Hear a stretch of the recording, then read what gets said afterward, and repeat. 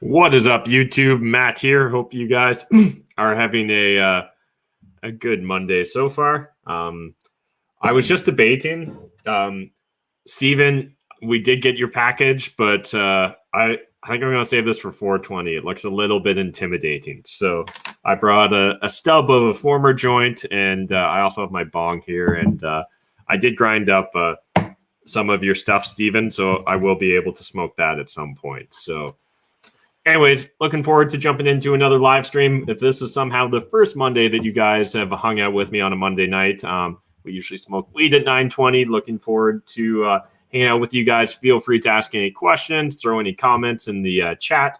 And yeah, I'm going to today. Oh, yeah, I got a lighter. I'm going to actually get started. It seems like chat was pretty quiet tonight. So I'm going to light this up, get started, and yeah, we'll see where it goes. Feel free to ask questions, guys. Otherwise, I'll maybe do a screen share and we'll check out some properties for sale.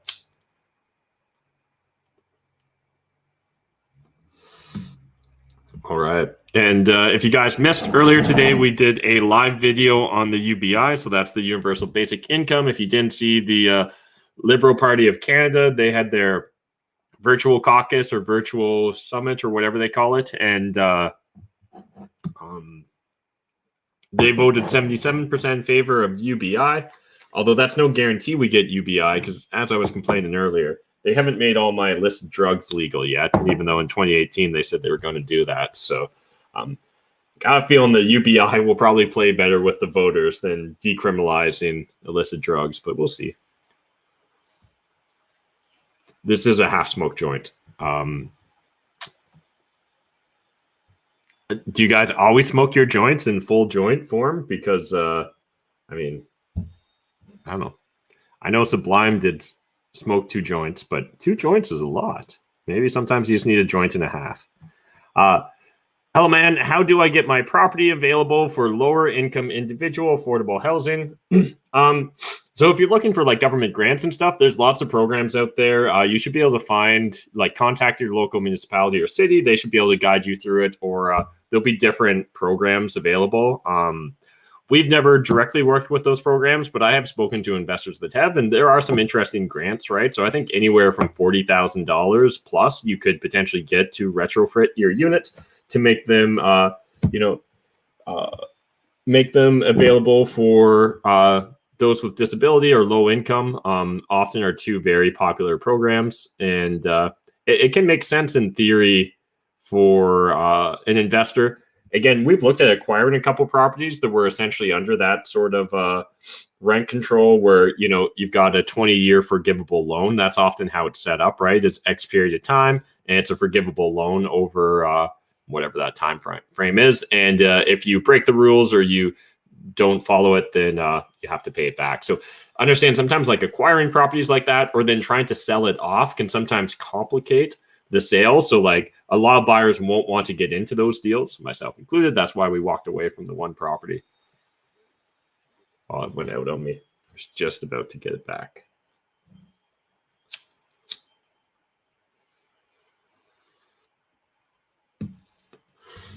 All right.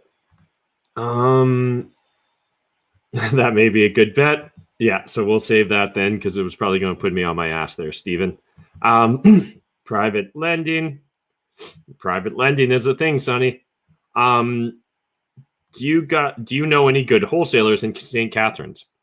Yeah, there is a ton of good wholesalers in St. Catharines. So we've got a lot of deals in St. Catharines, as well as Brandon from the council.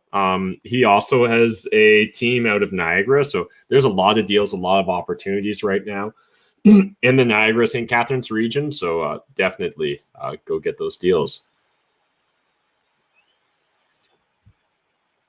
No, we'll just be covering Bitcoin for the foreseeable future on Crypto Tuesdays.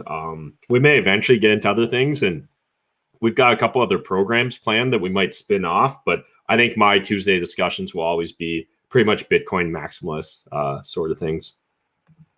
Hello, what is the link between takeout financing and turnkey property? Well, presumably, if you're saying like takeout financing, I assume that's some sort of refi, or you've got like a collateral mortgage that was charged higher, and essentially you can tap or access new equity in the property without having to refinance. That may be what you're referring to in regards to takeout financing. And turnkey property, I'm going to say usually what you're going to do is, like, if you're burying or fixing up a property, you're first going to stabilize it, get it to that turnkey point, then pull out the equity. So that's usually how that's going to play. Do I need watercraft insurance for Airbnb, just canoe and kayak? Ian, double check that, but I don't think you used to for canoes and kayaks, but I'm not positive. So I would go double check that.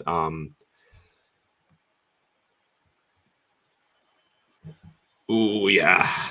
Good question, Tristan. No, I think Aaron O'Toole is certainly his last name through and through. So it's a really unfortunate name, to be honest. He was probably set up for failure there, but certainly his response, he's just like liberal light. Like, why would you want that in a conservative candidate, right? When you can barely tell the difference between him and the Liberal Party. I just don't see the value that brings. I think that we need someone that's going to truly be a difference in kind. This difference in degree stuff just doesn't work. There's just not enough of a differentiator. Hey, man, I've been following your contact for about a month now, but recently started to take wholesaling seriously. Do you have any advice for me to reach more success based out of East Toronto? Javid, if you haven't checked out our free ebook, so it's called How I Made $25,000 in 68 Days. There's a link in my bio on Instagram. Go check out that free ebook. And I think, that should help maybe give you some inspiration. It tells the story of Amar, who's one of our team members who, in his first 68 days, did his first deal. So I hope that's helpful. Yeah, I did share, Steven. So I believe Peter's actually smoking the other joint right now. So I took the orange tube, and I think he took the green tube. So nice. How beneficial are property managers? Are you constantly managing them, or is it pretty hands-off? It really does depend upon the individual property manager and what your relationship is, what your systems and processes are as well. I think ideally for any real estate investor that really wants to scale, at some point in time, you're going to need to bring on a property manager, whether that's insourced or outsourced. So insourced would be as an employee. Outsourced would be you hire a property management firm. I think there's a time and place for both. In general, I've got a bias towards wanting to insource. I believe I've got more control over that, and that's net desirable for me and my investment philosophy.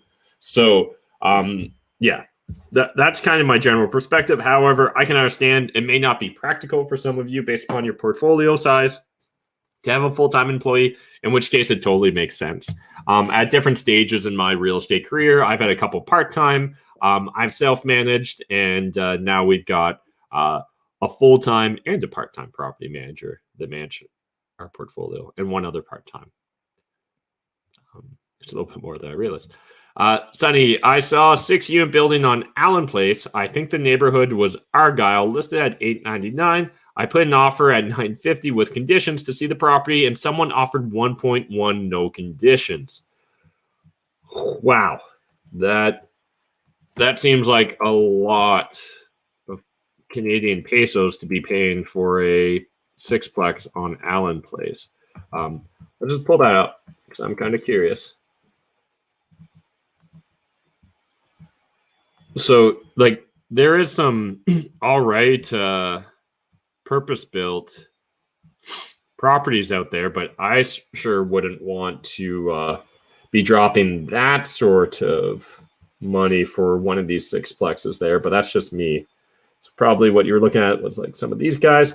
I actually, I know a guy with some of the multifamilies here and a couple other of these blocks, but I mean, I know real estate's going crazy right now, but Jeff and I went and looked at this property, I don't know how long ago, and we literally decided it was too expensive.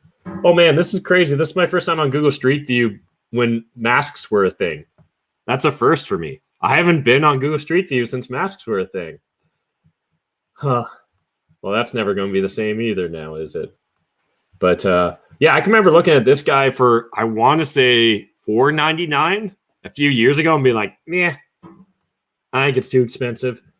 Obviously, with hindsight, I disagree. It looks like it even now comes with, is that a pressure washer or a guitar? Looks, I don't actually know what that is. But anyways, yeah, I think the big thing you got to focus on here, Sonny, is if it fits your business model, then I guess, go after it. But for me, it seems quite pricey. So I think you're going to have a difficult time cash flowing. Again, maybe if you got vacant possession, it was in good shape, and you could really crank the rents. But 1.1 million is a lot. Hi, Matt. Hi, Matt. Is there other basic rules other than the 1% rule you go by? Grant Cardone uses the 40% rule. You have more basic rules. Thanks.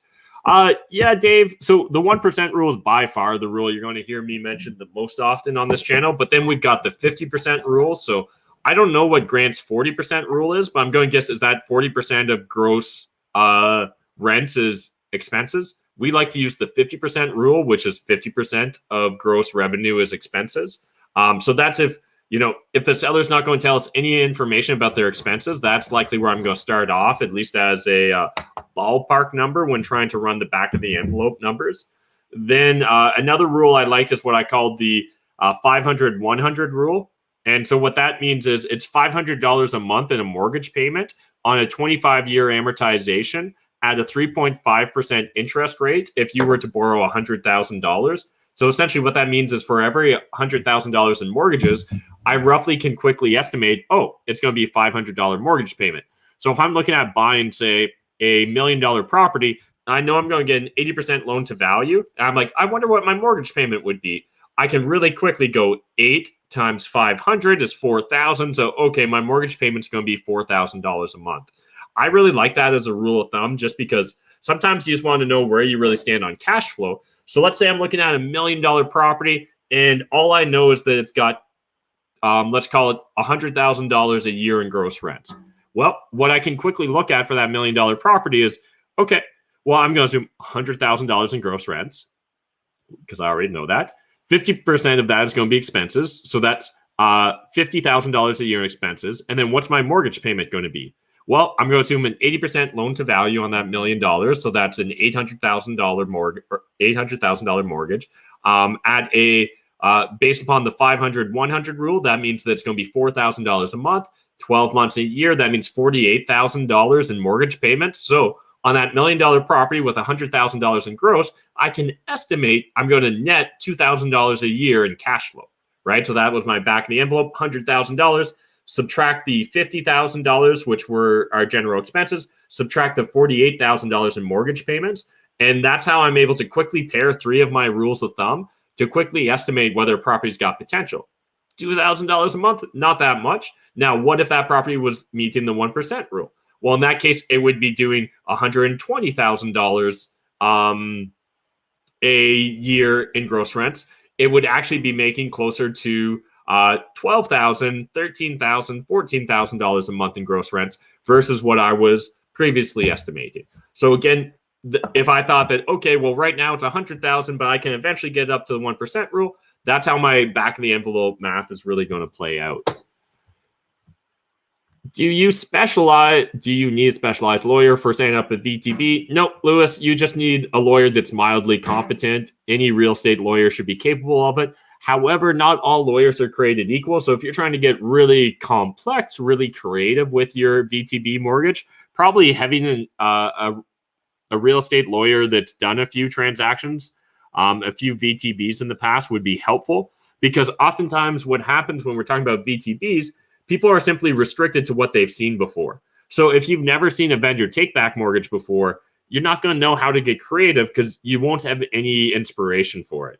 And so I think that's probably one of the most valuable things an experienced real estate lawyer could really bring to the table. It's just their exposure to other creative deal structures in the past. So hopefully that makes sense. So What else do we got here? If there's a federal election in 2021, will you vote Libertarian? I worry about voting for them, but it not making a difference. Yeah, Tristan, I definitely understand. The Libertarian Party in Canada isn't, it may be called a Libertarian Party, but I don't know. You read into all their policies and stuff, and they're not necessarily my type of libertarian, even though I don't know if this is still true, but one of their former leaders' last name was McKeever. I believe no relation whatsoever to me, but so rare to find a McKeever that it kind of stands out. So that was always interesting, but I forget whether that was for the Ontario Libertarian Party or the Canadian Libertarian Party of Canada. Now I'm just kind of curious. Which one was it? And maybe he's no longer even the leader. Well, that's not the guy I remember. Let's see. Libertarian Party of Ontario. Ontario Libertarian Party. Oh, yeah. Either way, it looks like he's no longer involved. Well, there was a point in time where he was. But anyways, yeah, my thoughts on voting is probably a little bit different than the average person. So, yeah, I'll probably save that and give a whole little spiel on that someday. But appreciate you asking the question. The odds of me voting for the Libertarian Party probably is relative. Oh, actually, maybe it was the Freedom Party. And it was like a spin-off. Is that the party he ran? That's it. All right, now I'm just kind of curious. Yeah, Paul McKeever. It was the Freedom Party of Ontario, which, okay, yeah. His parties also weren't that libertarian. But anyways, yeah, it's difficult to find a government that really has a platform that I enjoy. At the end of the day, I do subscribe to that concept of essentially anyone that would run for politics automatically disqualifies themselves for their interest in politics. So, call me a jaded individual if you must, but I don't know, just politicians in general. Am I right?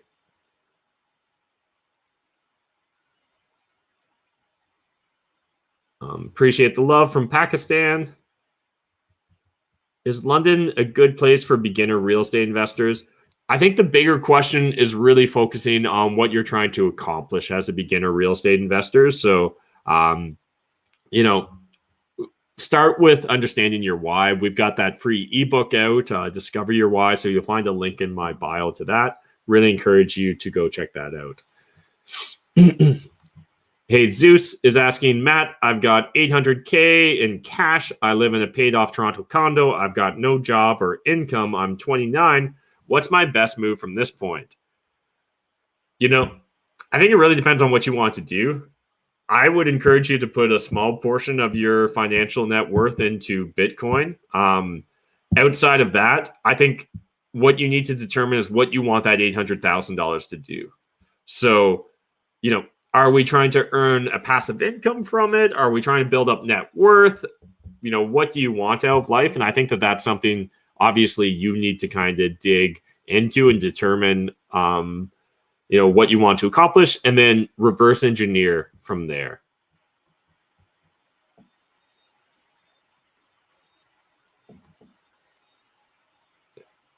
Hey, Matt, how do your credit reference checks? How do you do your credit reference checks in Ontario? I've heard of an app called Neighborly. Is that the one you use? Hey, Brian. No, we don't. This is probably going to blow people's minds, but myself and Casey Wong have talked about in the past. Credit scores really aren't. It depends on the type of tenant you're renting to, but if you're just renting to your average tenant, credit scores aren't necessarily that great of an indicator of if they're going to be a good fit for your building and whether they're going to pay their rent on time. So if you're going higher end and you're looking for a high credit score, that can make sense. But if you're just kind of, middle of the road or lower income rentals, it really doesn't make that much sense. So we don't actually do a lot of credit checks. If we did, we'd probably use Landlord Credit Bureau. And they're they're kind of like a credit agency here in Canada that will allow you to record or document if tenants don't pay you. And there's real value in that simply because of the fact that they're the only ones you can do that through. So I would probably go through Landlord Credit Bureau if you're going to go through anyone. And there's that link to that Discover Your Why ebook. So Peter threw that up for us. I heard one of your videos, you're planning to start your own country. Any idea where and what names? No, Brian, that's still going to be a work in progress. I really thought I was going to have a couple decades before I had to really put that into high gear. But if these politicians keep their shenanigans up, I might have to expedite the process. But that's still definitely a long-term work in progress. But I was saying earlier today, I was reading up on hydro dams. So I'm learning about that stuff. So baby steps. Do you have any advice on finding a mentor for wholesaling? Also, would you recommend I stay out of Toronto when looking for sellers based out of Scarborough, to be more precise? No, you can look in any market. There's opportunities in every real estate market. As far as how to find a mentor, ideally find the best mentorships are going to be a win-win where you can somehow provide value and they can also mentor you. So again, it sometimes takes creativity. It may take a little bit to find those opportunities, but I understand real estate is a contact sport. So the more people you come into contact with, the better the chances are you're eventually going to come in contact with the right mentor for you and your situation. Adam Vaughn just said to BNN that he hopes to see measures that would curtail foreign and institutional speculation when AUDA tables the fiscal budget next week. Matt, what's your take on this? I think this is a bunch of bullshit. I don't think that realistically the Liberal Party is ever going to have teeth towards foreign investment. So I could be wrong. If they do, it'll impact markets like Toronto and Vancouver in particular, likely the most. But it's not high on my list of things to be concerned about in regards to the real estate market right now. So I think that the government's truly in a difficult position in regards to real estate prices in Canada. Without the ability to truly raise interest rates significantly, I think their true options on policy are relatively handcuffed. So I think they can do small tweaks and changes, and those can have small impacts. But I think that the only thing that could really fix this long term is interest rates, and I just don't see that being a tool they can pull out in a significant way. Do I have recommendations for good accountants for real estate agents, investors in the GTA? Yeah, I'd reach out to Mitt or Pearsanth at Galleon CPA. They're based out of Toronto. Definitely encourage you guys to do that. Do you, by any chance, know how landlords are faring in Venezuela with those mortgages on their rentals? Did their mortgage amount increase to keep pace with hyperinflation? No, Avery. I don't particularly track what occurred in Venezuela. The one thing I will say is understand that if you're in a fixed mortgage interest rate product, right? And if you were going through a period of hyperinflation, usually what would happen is by the time you come out of your fixed period, you're probably going to look at some crazy renewal rates and stuff. But presumably, the value of dollar has decreased so much that you're probably going to be able to pay off that debt in whole if we're going through a hyperinflation cycle and you had even just a handful of years between that. So again, timing's obviously a big factor there. Are there any little known deductions I can make on my taxes as a small scale 5-door real estate investor, home office, vehicle, etc.? Stephanie, I'd really encourage you to sit down with a competent accountant and go through your situation. I don't think there's any big, important, little known deductions that a small landlord can use. But again, really important you sit down with a competent tax accountant and go through your exact situation. I know it's not your area, but I've got 2 properties and I do student renting. I want to buy a land at the beach and enter the hotel business. What's your opinion? Cheers. If you're looking at building a hotel, understand that that's a significant undertaking, right? If you're going to be building a hotel and trying to make it a brand hotel, you're going to have to buy what they call the flag, right? Buy the flag, which is essentially buying the franchise that you're going to use, whatever flag of hotel or brand. I've got a handful of friends that have dabbled in that space, primarily with owning pre-existing and 1 or 2 that looked at developing. Those that looked at developing ended up deciding it was a easier path of least resistance to just exit and sell for a profit the land. So don't have a lot of experience there, but one of the first things I would do in an area where I don't have a lot of experience is start trying to make friends that have done it. So I'd start getting connected with local hotel owners in your area or region.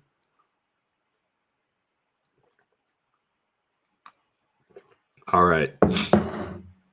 $1,000 to gamble, one pull of a slot machine or one round of roulette. I would definitely spend that $1,000 on Bitcoin, but if I've got to play your game, Tyler, I'm going to go for the roulette. Also, are there $1,000 slot machines? I didn't even know that was a thing. But that sounds wild as well. And so when I was a much younger person, we used to go and goof around at the roulette table with like $20, and that's all you'd have for the night. So, or maybe sometimes we'd have 100 and they'd be $20 tables, but we didn't really have a lot of money to play with. And it was never something that I really enjoyed, games of chance. Things like playing poker, or there was a couple like modified like 3-card stud games that I used to enjoy playing a little bit, where it felt less game of chancy, and where like there's at least you're playing against someone. That's a little bit more attractive in my opinion. So, but that's just my personal preferences when it comes to wasting your money on gambling. So again, it all is what it is. But I was talking, we used to play fantasy football a fair bit, and one of my buddies got into that, and it sounds like he was really enjoying that more as a pastime than really as a gambling thing, but just a way to force himself to pay a little bit more attention. Luke asked here, or said, I purchased and live in my first condo. I'm looking to buy a second new build property. Would you suggest deploying the Smith maneuver and shifting my equity to the new build and rent out current condo? I purchased and live in my first condo. I'm looking to buy a second new build property. Would you suggest deploying the Smith maneuver, shifting my equity to the new build, and rent out current condo? Luke, I just want to make sure I really understand, right? So usually the Smith maneuver is a way for us to take non-tax deductible debt and convert it into tax deductible debt through buying shares, right? Canadian shares in publicly traded entities. Now, what I'm going to say about this is, if we're talking about you've got a pre-existing property and deploying the Smith maneuver and shifting my equity to the new build and rent out the current condo. So what you're going to need to be very careful here is where those proceeds of funds go. I think that either you know exactly what you're doing, or you know just enough to be dangerous to yourself, depending upon whether I'm misinterpreting what you're saying. But understand, let's say you had a rental property and you had some equity or line of credit to that rental property, and then you pulled that money out to go buy your principal residence. You would technically make that debt that you pulled out on your rental property non-tax deductible because it was used to buy your rental or your principal residence, right? And while you could eventually convert the equity on that new property that's your principal residence through the Smith maneuver, I think what you should really look into is what's called cash damming. Because maybe what you meant was, should I be cash damming with my new property? And cash damming is essentially the Smith maneuver, but for real estate. So anyways, Luke, make sure you dive deep into that. I'd encourage sitting down with an accountant if any of this is confusing. Because what you don't want to do is cost yourself the tax deductibility of any of your interest, if in theory it would be applicable. Because understand, guys, that's one of the biggest mistakes people make with the BRRRR investment strategy here in Canada, is they don't understand how important that last R is. There's a reason it's called BRRRR and not BRRRR. The reason that we've got the fourth R, especially in Canada, is if you want your interest on your refinance to be tax deductible, you need the proceeds of that refinance to go be invested in another asset, another investment opportunity where you expect to earn profit or make money, because that's how you get tax deductible interest in the first place. So yeah, just be careful there, because a lot of people get themselves into confusion. Well, what would you say to someone considering moving from Vancouver to Ontario? Like the scenery, but seems like there is more opportunity in the East. Yeah, I mean, I think more and more these days, virtual commuting is going to become a thing. So wherever you are, I'd encourage everyone to really think about, do you need to live in as high cost of living area as you currently do? So if you can move to half half the higher cost of living area, a lower cost of living area. So let's say you're in Toronto, could you move to London? And understand you might be able to keep the same job or essentially keep the same level of employment income potentially. And that to me is very interesting or attractive because you essentially get the exact same life in London, but you're going to get it at a substantial discount. But again, there's other even smaller markets than London. So I think really what's important is understanding what's important to you, your personal life situation, what's your long-term goals. Do you need to be geographically tethered to any one location? And if not, why not consider moving to really low cost of living areas like Northern Ontario or Manitoba or Saskatchewan or more rural parts of BC or Alberta as well?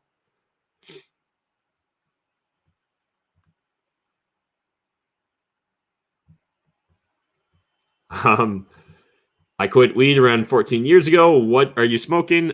So I'm smoking whatever Steven sent to me. So I'm not actually even sure what that is. But I think before that, it was KM, whatever KM stands for. I mainly just smoke my weed. I do enjoy the occasional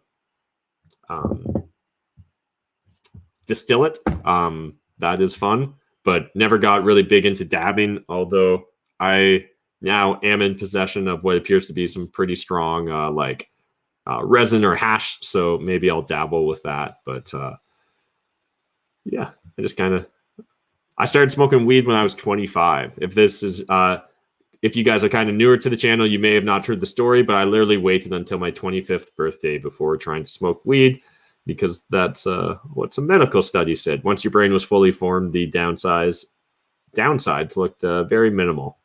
And I was like, okay, well, let's try this. I like cash scamming. Well, cash scamming, you only stay in that business for so long. In a competitive market, if you go in with zero conditions and then get denied financing, what's the worst thing that can happen in response? Well, Brian, if you went in firm and then you were unable to get financing, in theory, the party that sold you the property, if you don't close, they could sue you for damages, right? So let's say you agreed to buy the property for 1.2 million, and then you don't close and they turn around and sell it for $1 million. Well, they could come after you for that 200,000 gap, right? The difference in what you said you were going to buy it for and what they sold it for. And then if there were other costs associated with them not being able to close on the day of closing, again, they in theory might be able to come after you for that. So one thing, I would never encourage you guys to go firm on a deal that you don't have the confidence you can close on. Now, Brian, sometimes the way people can get comfortable with that is maybe you find a money partner that'll backstop you. And so someone you maybe don't want to borrow at 10% interest, but you find someone that'll lend to you at 10% interest, you go firm, and then in between the going firm and the closing date, you find a lower cost lender ideally. But if not, you've still got the stopgap measure of your high cost lender. All right.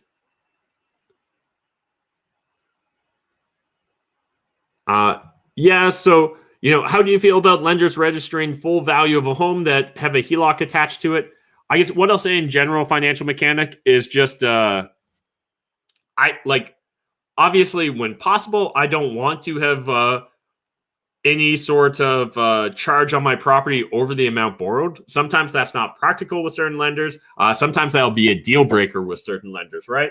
You're going to have to roll with the punches and determine, do you have other options? And if you do, all other things being equal, yeah, I'd rather a lender that's not going to, tag my property for more than what I borrowed it for. But that is kind of the nature of the beast, that a lot of lenders will do that. And because a lot of lenders do that, oftentimes you're going to be forced into that.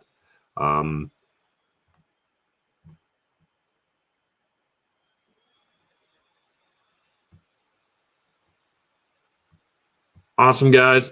Appreciate the love in the comments. Do you need prescription for CBD only products for pain relief? Alan, in Canada, no, you don't. You don't need a prescription for any sort of marijuana product, to my knowledge. Certainly, I haven't needed one. So I'm sure in the US, where it's medical only, you may need to have that, but that's outside of my knowledge.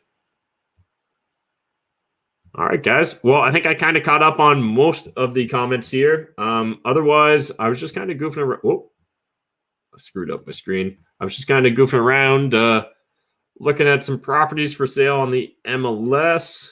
Wasn't really looking at too much, though. And yeah, let's pack this bowl. Let's smoke that anyways, and we'll see where this takes us.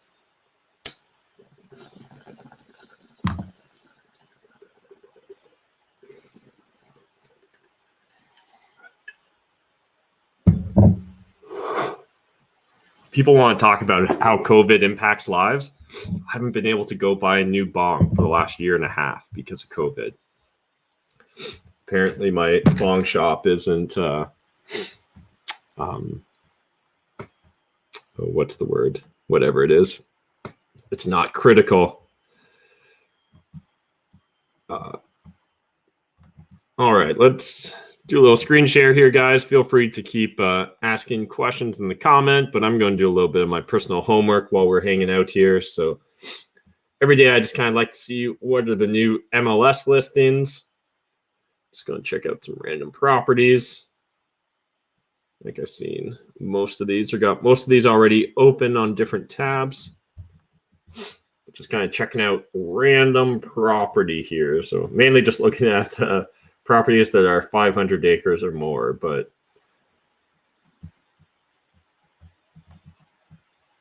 it's a real shame that you don't get more photos of these properties. There's some beautiful things in British Columbia.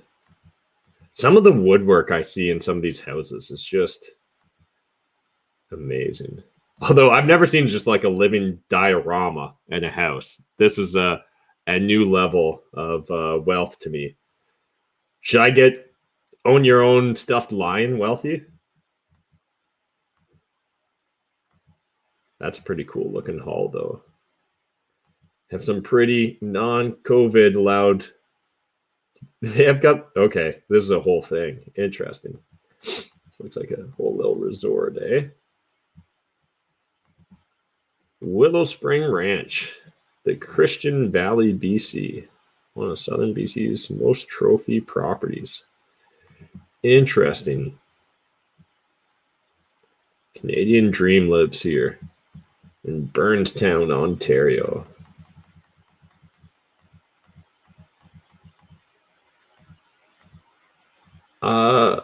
Right now, wholesaling in BC is kind of complicated. So we haven't done the research to figure out how to legally be able to do it, right? Because they've got more restrictions on assignment contracts in BC than anywhere else in Canada. So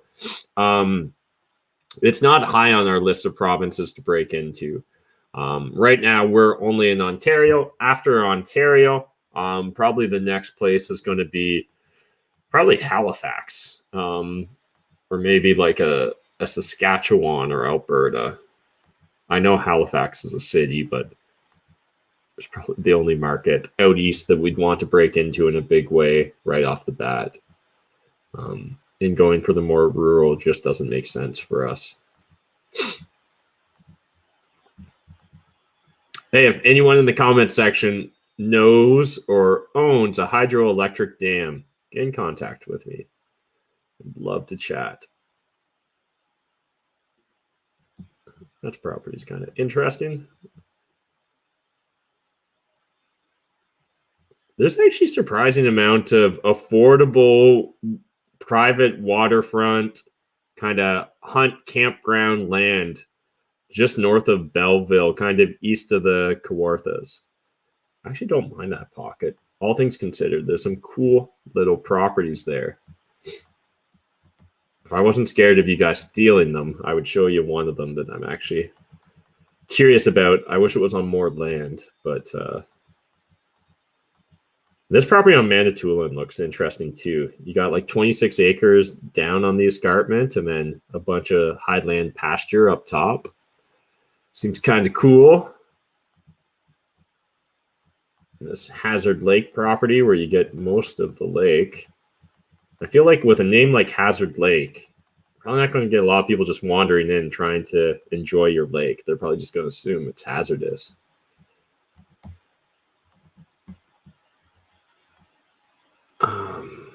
Not essential, right?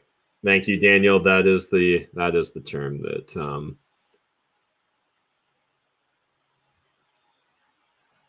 I've heard mixed things on contributing extra money to your mortgage above your regular payments. What are your thoughts on this? If you think you should add extra money, when is the best time to add? Yeah, great question, Dan. Really depends upon where exactly you are at on your financial journey and what you're trying to accomplish. Now, in general, just paying down, say, your principal mortgage without really any other plan behind it, I think that is a bad choice for most people. They'd be better served to go invest that money. You might be able to go invest that money, become a private lender, buy an investment property, maybe dividend stocks, whatever is kind of your thing. And realistically, you should be able to earn a greater return than the return that, oh, that was nice. Than the return that you're getting on paying down that mortgage. Now, if you're paying down that principal residence in part of a plan like what we were talking about earlier with the Smith maneuver or a cash damming strategy, then that can make sense, but only because it's part of a short-term plan. Because otherwise, you'd likely want to, when you're in the aggressive growth phase, maximizing your debt often makes sense as an investor. The Halliburton Highlands. Lock your red gate behind you and drive on the backwoods lane a couple kilometers into your total private 20-acre lake. That's nice. Get your own little lake.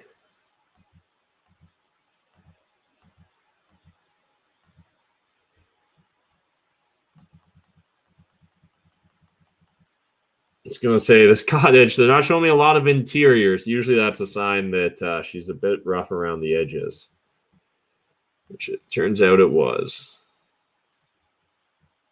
How many acres is this? 100.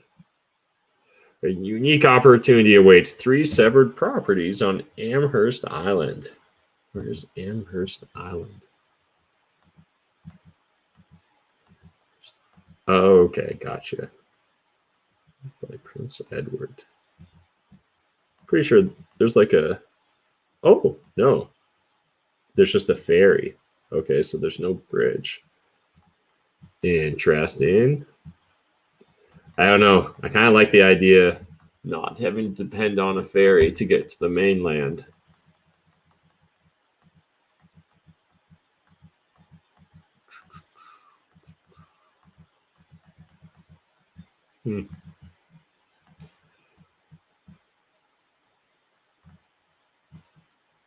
Cottages are nuts right now, but I think they're only going to get crazier. I just see a lot of demand. I think there's a lot of Canadians waking up that odds of the government just giving us back all our rights is pretty low at this point. And so I think a lot of Canadians will decide just to buy recreational property in Canada. It's interesting. Already looked at that.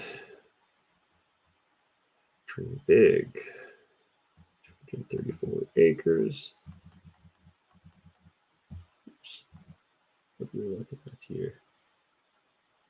That's kind of nice with your own little bay thing going on. Where exactly?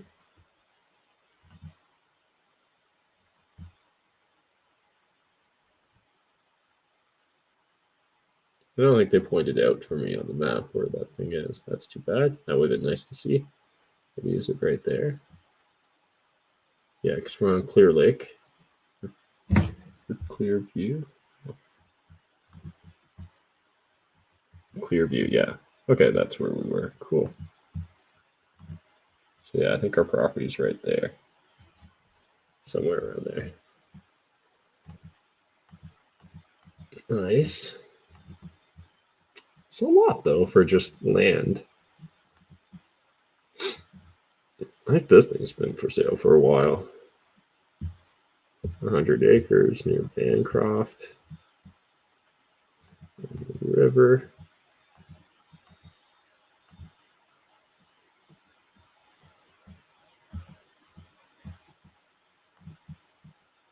This one's pretty rustic. Well, that's kind of cool. Every one of those looks like a fixer-upper for sure. The Egan Shoots edition.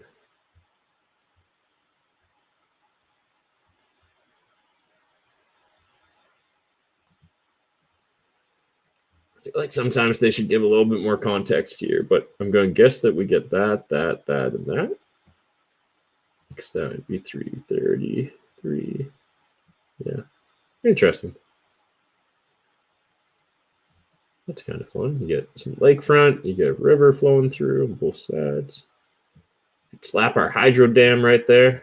Probably wouldn't actually work though. Maybe I'll get to do a little one. Did you know that the Canadian government's put together a how to buy a hydroelectric dam guide for us? Something I didn't know I wanted my tax dollars to pay for, but now I'm glad I downloaded that 60-page guide. All right, guys. Well, I appreciate everyone hanging out with me. I'm going to go do some productive stuff, though. I recommend you guys go do some productive stuff, too. Let us know in the comment section, though, whether you want us to do like a 420 special. Peter and I were talking about that earlier. I forgot to ask you guys that. So let me know. I've never smoked backwoods before either. I just saw that randomly. It sounds like a cool thing because I hear rappers say it, but I've never actually smoked a backwoods. But let us know if we should do a 420 special and whether I think I'd probably do it at 7:20 Eastern Standard Time. So that'd be 4:20 Pacific. Let me know if you guys would be interested in that. We'll maybe goof around. Maybe me and Peter will smoke and we'll make a whole group activity of it. Let me know if you guys think it's a good idea in the comment section. Otherwise, appreciate everyone watching. Smash the like button, hit subscribe, and yeah, hit that notification bell because that's the only way YouTube's going to tell you about what we're doing. Thanks, guys. See you in the next video.